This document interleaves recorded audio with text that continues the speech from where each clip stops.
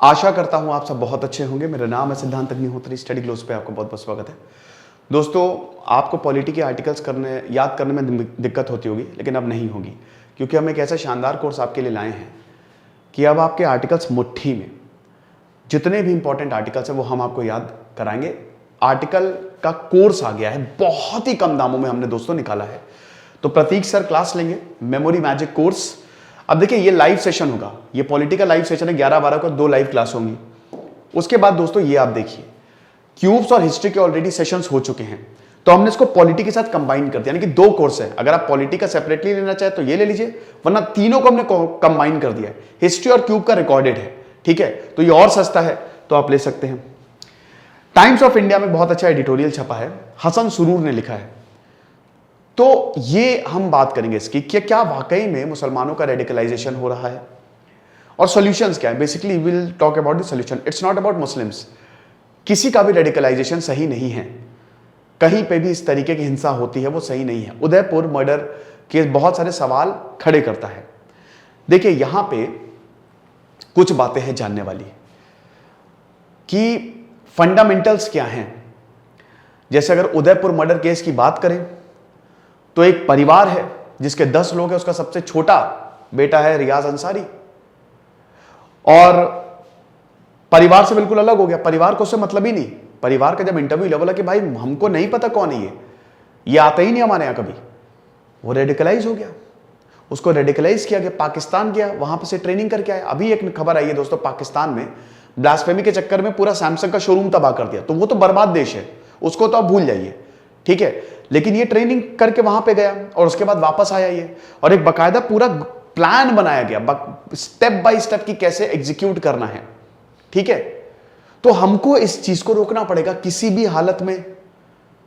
यह भी बात बिल्कुल सही है कि बहुत नहीं, लेकिन हां, आईसिस अल कायदा में कुछ युवा गए हैं भारत से, कुछ युवा गए हैं, तो रेडिकलाइजेशन है।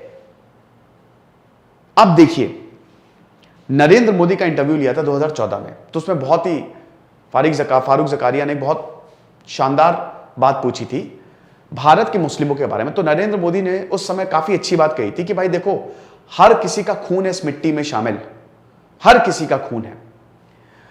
भारत के मुसलमानों पे हमको गर्व है, वो भारत के लिए जिए हैं और अभी तक ऐसी कोई बड़ी घटना नहीं हुई है कभी भी उन्होंने। ये नरेंद्र मोदी के एग्जैक्ट वर्ड्स हैं।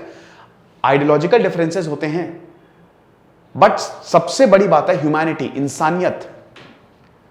और भारत के जितने मुस्लिम्स हैं वो भी उतनी ही मेहनत कर रहा है जितनी कोई और कर रहा है कि नहीं, ये चीज है।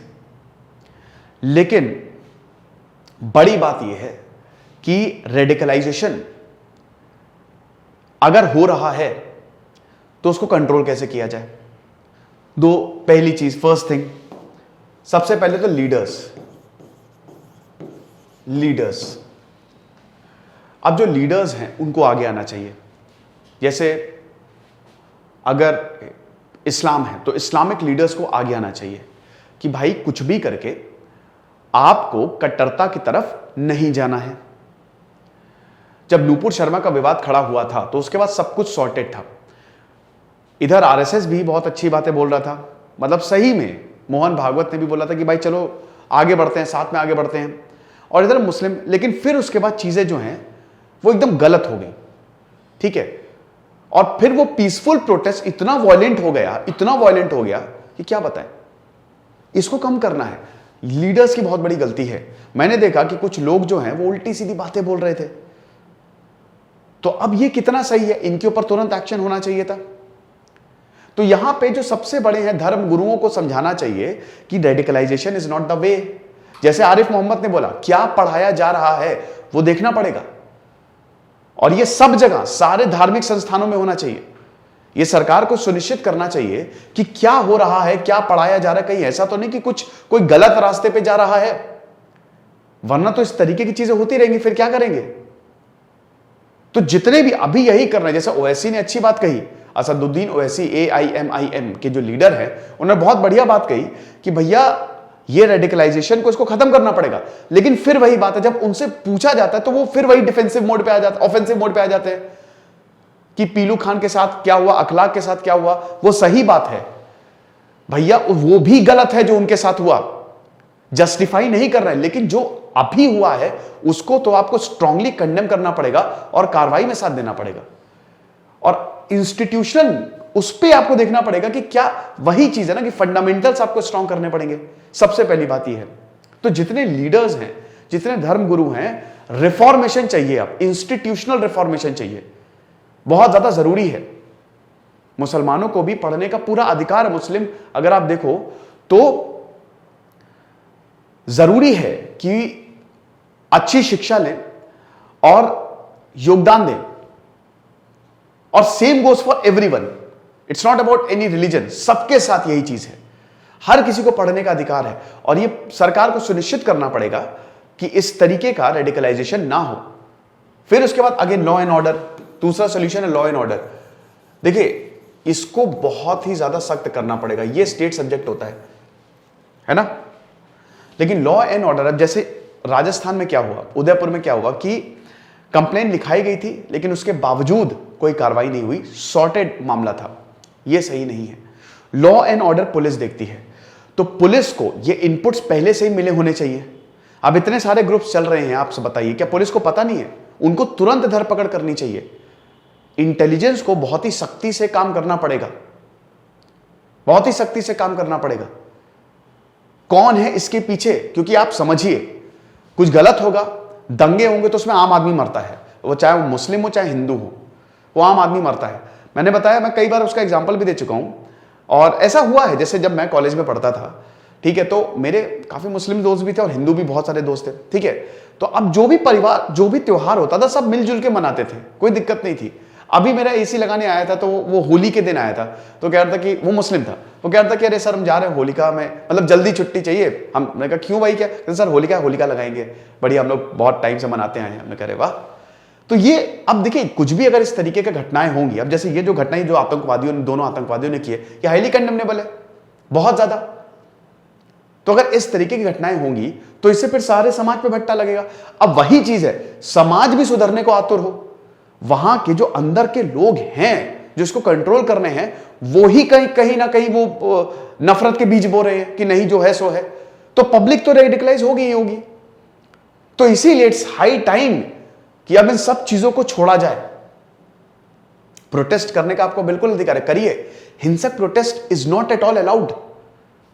फिर उसके बाद पॉलिटिशियंस बहुत ज्यादा जरूरी है। लॉ एंड ऑर्डर, ये समझ गए कि लॉ एंड ऑर्डर पहले से सारी इंफॉर्मेशन पता होनी चाहिए, सारी इंटेलिजेंस जितनी भी एजेंसीज है उनको एकदम। अब जैसे हम लोग क्या, हम लोग तो भाई सोल्यूशन दे सकते हैं, UPSC exam point of view से इंपॉर्टेंट है, जीएस पेपर 3, ठीक है। तीसरा पॉलिटिशियंस, ये लगातार हिंदू मुस्लिम अब करना बंद करें, ठीक है। हर टीवी डिबेट पे हिंदू मुस्लिम, ये नफरत फैलाना बंद करें। सोशल मीडिया पर भी नफरत फैलाना, भैया ये बंद करें। पॉलिटिशियंस अपनी जिम्मेदारी समझें, सबसे पहले तो पॉलिटिशियंस अपनी जिम्मेदारी समझें कि उनकी जिम्मेदारी क्या है, ओके, कि उनको आपसी सौहार्द बनाना है कि बस दिक्कतें करवानी है। तो यहां पे जो लीडर्स हैं उनको आगे आना पड़ेगा, कंस्ट्रक्टिव अप्रोच चाहिए। रहना तो इसी देश में है ना, वरना तो पाकिस्तान, सीरिया, इराक, फिर तो वही है जैसा वहां पे हालत हो रहे हैं, फिर दिक्कत हो जाएगी। तो पॉलिटिशियंस को भी, ये बड़े बड़े जो हैं इनको भी, देन उसके बाद मीडिया हाउसेस, अगला सॉल्यूशन, मीडिया हाउसेस की भी रिस्पॉन्सिबिलिटी अब होनी चाहिए। जो सही है वो दिखाएं, बिल्कुल दिखाना चाहिए। जैसे उदयपुर मर्डर केस को भाई बिल्कुल उसको तो कवर करना ही चाहिए, बहुत जरूरी है ये। और ऐसे सारे केसेस को भी कवर करना चाहिए जितने भी हो रहे हैं। तो मीडिया हाउसेस को भी थोड़ा सा इसमें एहतियात बरतना पड़ेगा, है ना, क्योंकि नफरत अब नहीं फैलानी है। फिर उसके बाद इनपुट्स इंपॉर्टेंट, बहुत ज्यादा।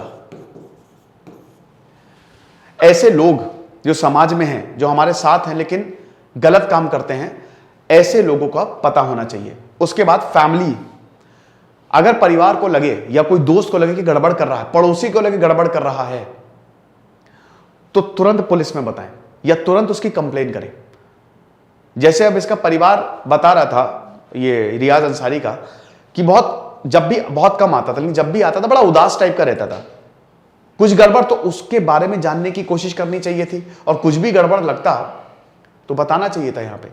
तो अगर ऐसा हो रहा है, क्योंकि भैया आप भी, हर किसी को थोड़ा विजिलेंट होना है, ऑब्जर्व करते रहना है, ओके। तो ये सॉल्यूशंस हैं। अब देखिए इसमें यही है कि हम सब चाहते हैं कि एक अच्छा समाज बने, लेकिन इस तरीके का समाज जहां पे कत्ल हो रहा है, ये सब सही नहीं है। भारत ऐसा देश कभी रहा ही नहीं। पिछले 1-1.5 सालों में काफी दिक्कतें हो रही हैं। तो इन सबको कंट्रोल करना है, हर चीज को कंट्रोल करना है, आपसी सौहार्द बना के रखना है। ठीक है, धर्म अपनी जगह, लेकिन उससे पहले हर कोई इंसान है, तो आपसी सौहार्द बना के रखें। और बाकी जो बताया है वो तो इंपॉर्टेंट है ही है। ठीक है, तो ये लेक्चर था, आई होप आपको समझ में आया होगा। खुश रहिए, पढ़ते रहिए। जैसे सिद्धांत अग्निहोत्री, साइनिंग ऑफ।